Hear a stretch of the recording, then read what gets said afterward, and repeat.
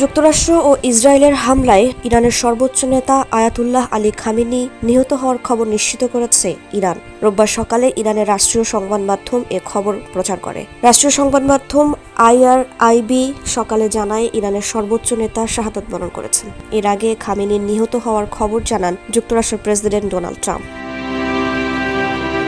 নিজের ট্রুথ সোশ্যালে দেয়া পোস্টে লেখেন, খামেনি ইতিহাসের অন্যতম নিকৃষ্ট ব্যক্তিদের একজন, মারা গেছেন।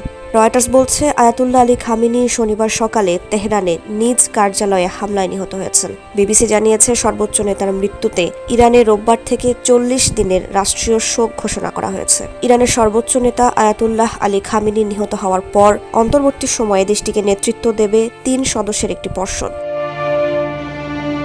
ইরানের রাষ্ট্রীয় বার্তা সংস্থা ইরনার প্রতিবেদন থেকে এমনটাই জানা যায়। প্রতিবেদনে বলা হয়, একটি 3 সদস্যের পর্ষদ অস্থায়ীভাবে দেশের সবকিছুর নেতৃত্ব দেওয়ার দায়িত্ব পালন করবেন। এই 3 সদস্যের পর্ষদে থাকছেন দেশের প্রেসিডেন্ট, বিচার বিভাগের প্রধান ও গার্ডিয়ান কাউন্সিলর একজন জুরি।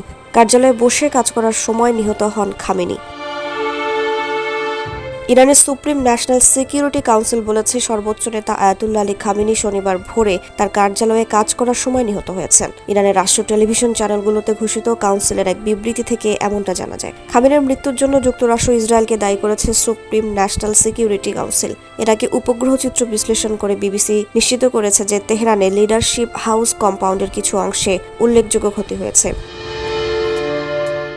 এই লিডারশিপ হাউস কম্পাউন্ডই খামেনির কার্যালয়। ইরানের Islamic revolutionary guard corps IRGC সংশ্লিষ্ট বার্তা সংস্থা তাসনিমের খবরে বলা হয়েছে, নিজ কার্যালয়ে খামেনির মৃত্যুতে এটাই প্রমাণ হয় যে তার লুকিয়ে থাকার খবরগুলো ছিল শত্রুপক্ষের মানসিক যুদ্ধের অংশ।